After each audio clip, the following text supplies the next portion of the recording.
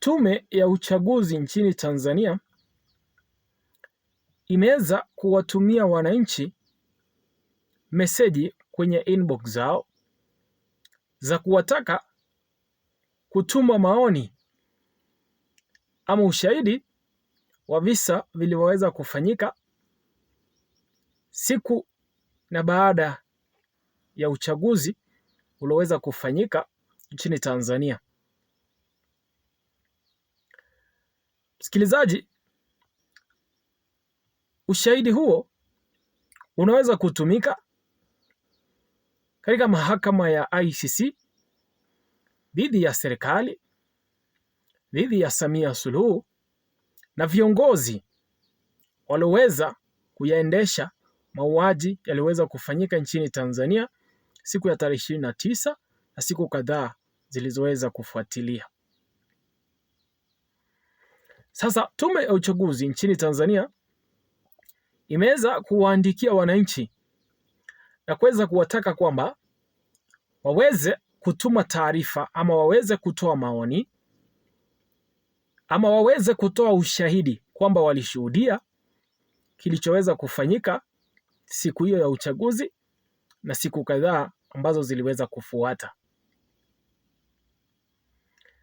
Sasa katika baadhi ya maoni yaliyoweza kutolewa, kuna kisa kimeweza kutokea cha Mwananyamala, hospitali ya Mwananyamala, ambapo imeweza kusemekana kwamba hospitali hiyo iliweza kuwa ni hifadhi ya miili ya watu walioweza kuuawa siku hiyo ya uchaguzi nchini Tanzania. Na sasa wenyeji wa Mwananyamala wamepata kuzungumza na wamepata kutoa ushahidi.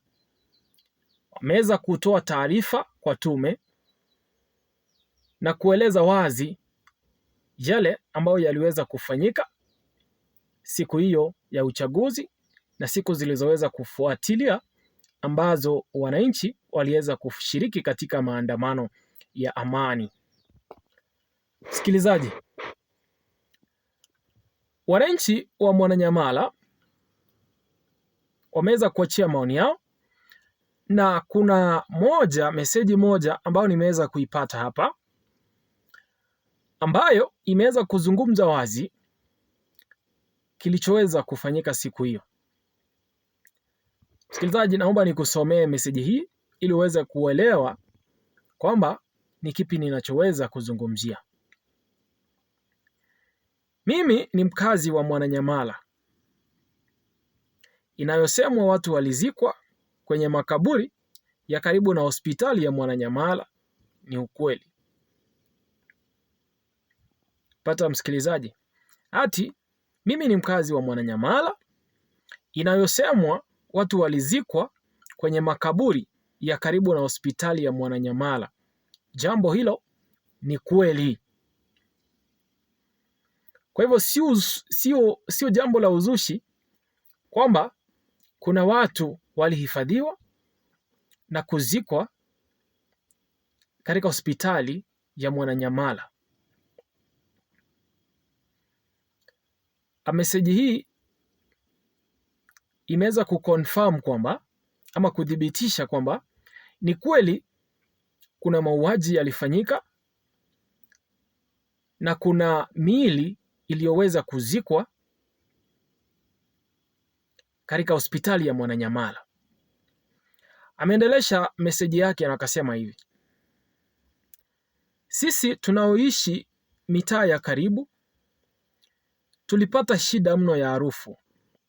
Ilipofika tarehe 2 Novemba na kuendelea, harufu ilianza kusikika, na kuna wakati ulikuwa ukitoka nje lazima uweze kufunika mdomo na kitambaa. Watu wengi sana waliuawa, ikawa friji za kuweka hazitoshi. Yaani mitaa hii yote ya Mwananyamala ilikuwa inanuka harufu kali mno. Mtazamaji wangu, sio kama unanipata hapa. Tanzania huyu ameweza kusema kwamba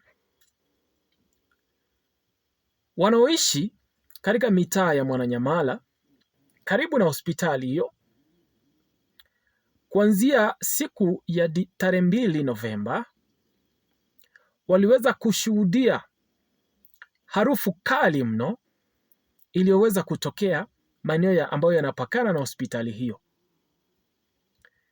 Bila shaka harufu hiyo ni kutokana na miili ambayo iliweza kuwekwa sehemu hizo baada ya friji zinazotumika kuhifadhi maiti kujaa, na sasa wakakosa hifadhi ya kuweza kuiweka miili ile, na kwa hivyo wakaweza kuitupa sehemu ambao waliizika. Lakini kama unavyoelewa msikilizaji, mwili wa binadamu unavyopata kuoza, harufu ile itakayoweza kutokana na mabaki ya mwili huo ni mbaya mno.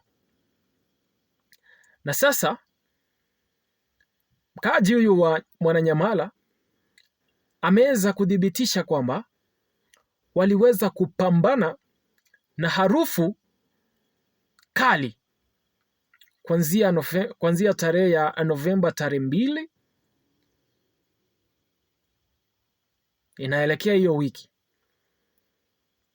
Kuliweza kutokea ufundo mkali katika eneo la Mwananyamala hospitali,